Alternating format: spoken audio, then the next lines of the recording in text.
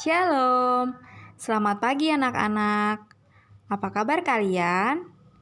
Semoga kita semua dalam keadaan sehat, sukacita, dan semangat dalam belajarnya ya. Hari ini, hari Selasa, tanggal 8 September 2020, materi pembelajaran 4 yang akan kita bahas dari buku paket kita halaman 52-56 yang berjudul Tuhan Memedulikanku.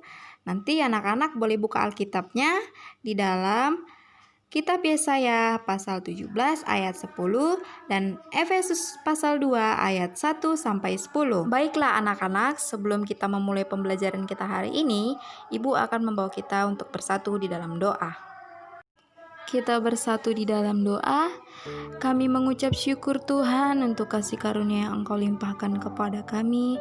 Saat ini Tuhan, kami mau belajar. Kiranya Tuhan memberikan kepandaian kepada kami, agar kami dapat mengerti setiap materi yang kami pelajari hari ini Tuhan. Terima kasih Tuhan Yesus. Haleluya. Amin. Baiklah anak-anak, mari kita sama-sama buka buku paket kita halaman 52 sampai 56. Di sana materi yang akan kita pelajari hari ini dari pembelajaran 4 yang berjudul Tuhan Memedulikanku. Terdapat dalam Yesaya pasal 17 ayat 10 dan Efesus pasal 2 ayat 1 sampai 10. Baiklah anak-anak, kita langsung saja masuk ke dalam materi pembelajaran kita hari ini. Yang pertama yang akan kita bahas itu pengertian peduli. Di dalam kehidupan sehari-hari, kita sangat sering menjumpai kata memedulikan. Hampir dari kita semua mengerti bahwa memedulikan itu merupakan kata kerja yang berasal dari kata dasar yaitu peduli. Nah, namun, apakah kita mengerti apa yang dimaksud dengan peduli? Nah, kita akan bahas apa itu peduli. Kata peduli berasal dari bahasa Jerman yaitu Caron dan diterjemahkan dalam bahasa Inggris yaitu care. Sedangkan dalam Kamus Besar Bahasa Indonesia, kata peduli dimengerti dengan tindakan di mana seseorang mengindahkan, memperhatikan, menghiraukan, serta ikut campur tangan dalam kehidupan orang lain. Nah, tindakan tersebut tentu dilakukan dengan maksud positif. Kita boleh ikut campur tangan dalam kehidupan orang lain, akan tetapi dengan tindakan positif.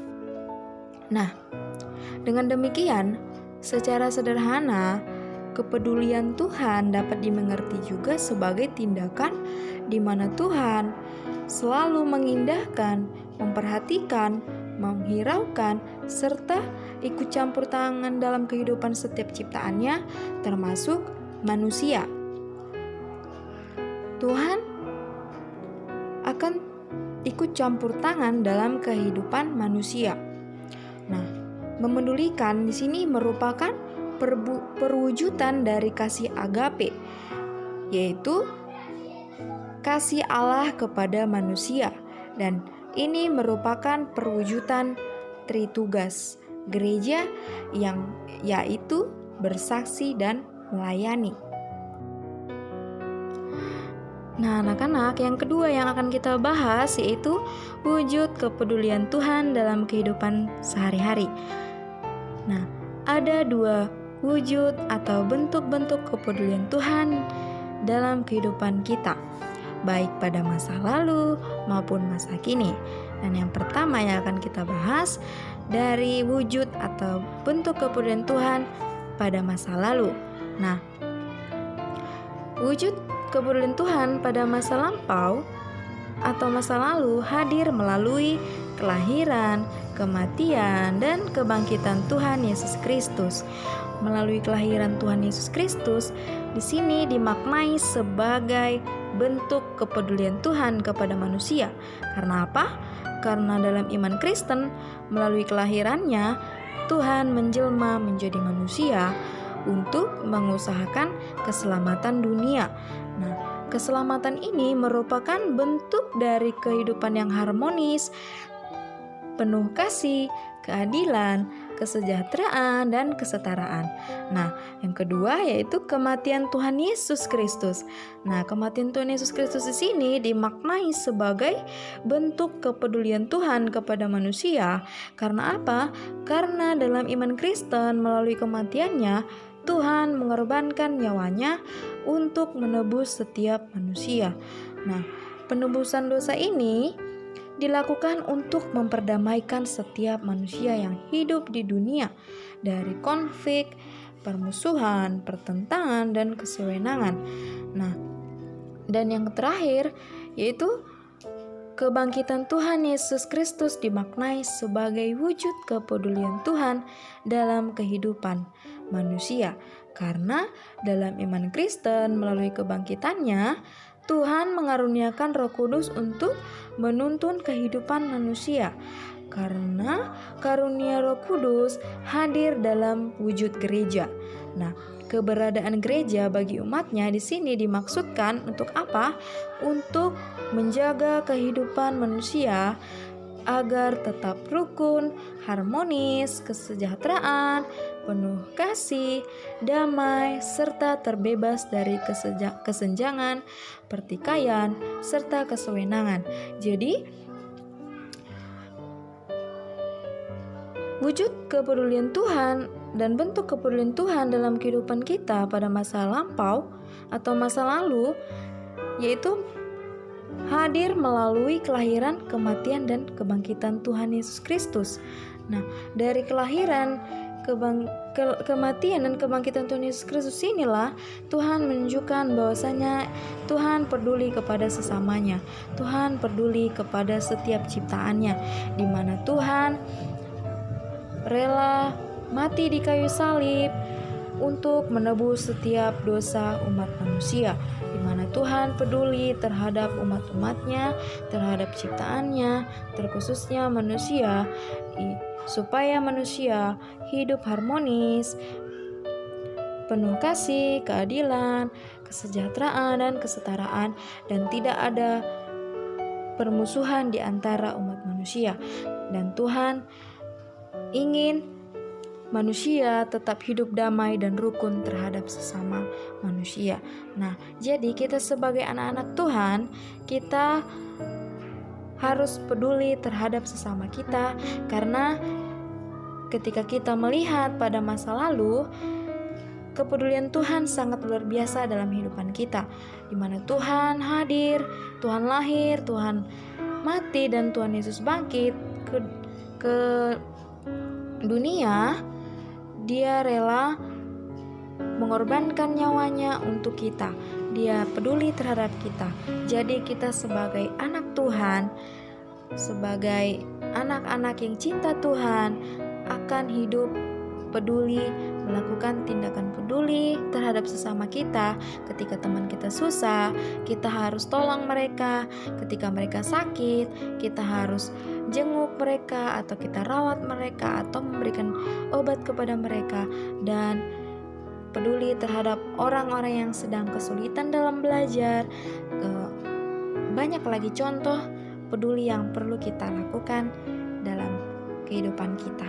Marilah kita contoh kehidupan kepedulian Tuhan di dalam kehidupan umat manusia.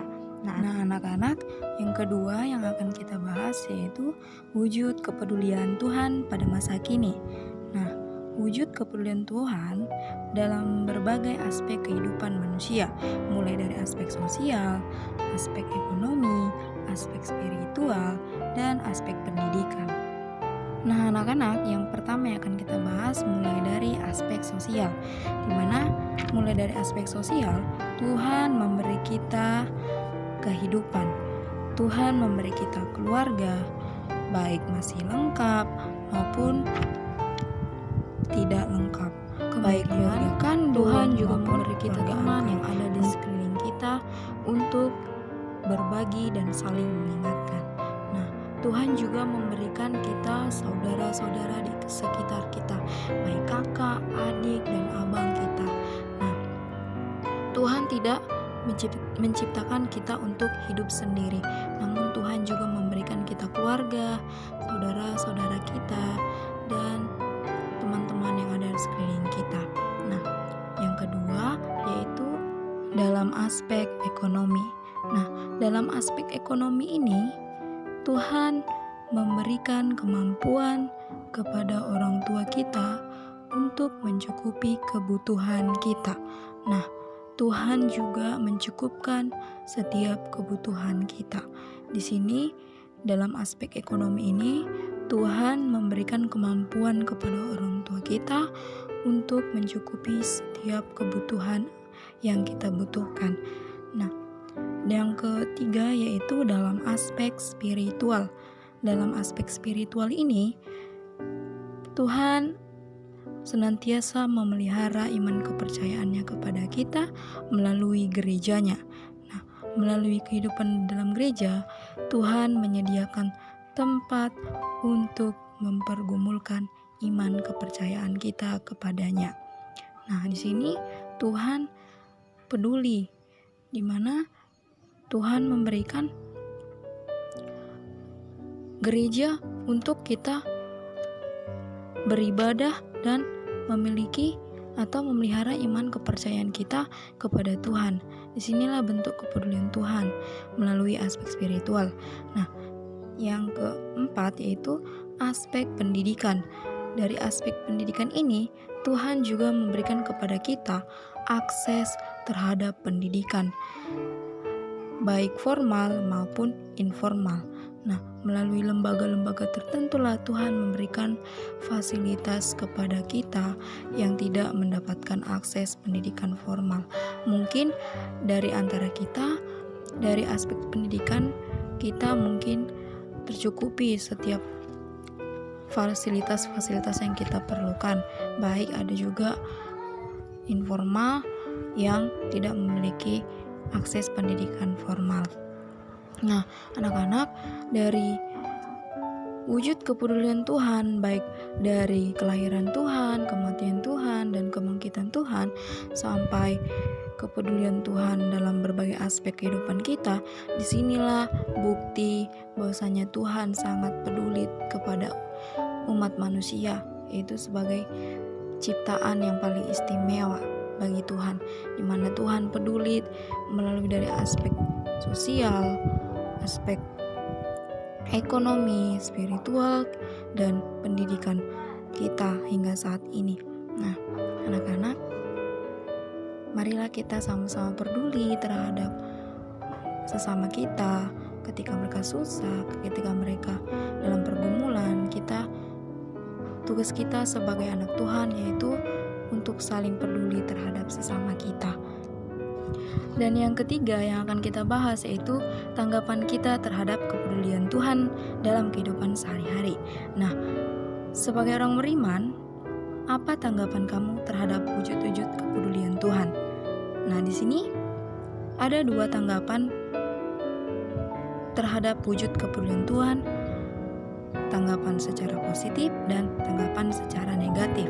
Nah, tanggapan secara positif yaitu di mana seseorang terhadap kepedulian Tuhan dalam kehidupan sehari-hari, yaitu dengan cara menghargai kehidupan, menerapkan pola hidup sehat, menjaga lingkungan sekitar, rajin beribadah, menghargai orang-orang di sekitar, selalu bersikap rendah hati, menerapkan pola hidup tolong-menolong, dan mau berbagi dengan sesama. Nah, inilah tanggapan positif dari wujud kepedulian kita kepada Tuhan dan kepedulian kita terhadap sesama kita. Nah, sedangkan tanggapan negatif yaitu di mana seseorang terhadap kepedulian Tuhan dalam kehidupan sehari-hari, yaitu dengan cara bersikap acuh tak acuh atau tidak peduli terhadap kehidupan, merokok, menyalahgunakan minuman beralkohol dan narkoba, tidak peduli terhadap sesama, tidak beribadah kepada Tuhan dengan pergi ke gereja, berdoa, serta pergi ke sekolah minggu, tidak pernah dan tidak rajin beribadah, tidak pernah mengerjakan pekerjaan rumah, dan tidak menghormati orang tua. Nah, disinilah contoh tanggapan negatif seseorang yang tidak menerapkan kepeduliannya kepada Tuhan dan kepada sesama dalam kehidupan sehari-hari. Nah, anak-anak, sebagai orang beriman, bagaimana kita menanggapi kepedulian Tuhan dalam kehidupan kita sehari-hari? Apakah kita menanggapi secara positif atau negatif? Ibu berharap anak-anak menanggapi kepedulian Tuhan melalui secara positif. Nah, tentu sebagai orang Kristen, kita harus menanggapi kepedulian tersebut secara positif dengan melandaskan segala tindakan kita dan nilai-nilai yang mencerminkan kasih Tuhan dan panggilan gereja untuk bersaksi dan melayani sesama. Nah, dari teks Alkitab Yesaya juga kita bisa belajar dari hal positif, dari tanggapan positif, yaitu di mana kitab Yesaya dialamatkan kepada jemaat Israel yang sedang mengalami penjajahan Raja Asyur. Nah, dalam situasi penjajahan tersebut, mereka sangat menderita karena keadaan hidup mereka yang terkekang peraturan, hukum, dan tata negara yang menghimpit mereka. Mereka sangat merindukan keselamatan dari Tuhan. Nah, melalui teks ini, Nabi Yesaya ingin memberitakan kepada umat Tuhan yang ada dalam penderitaan bahwa suatu saat Tuhan akan membebaskan mereka dari penjajahan Asyur dan membawa mereka menjadi bangsa yang bebas. Yang dimaksud bebas di sini adalah bebas dari penderitaan, penganiayaan, serta hidup merdeka. Nah, di sini memberikan pelajaran positif bagi kita untuk belajar sabar dan dalam penderitaan, karena janji Tuhan pasti akan indah pada waktunya, seperti yang dijanjikan Tuhan melalui Nabi Yesaya kepada umat Tuhan yang berada dalam penjajahan Asyur.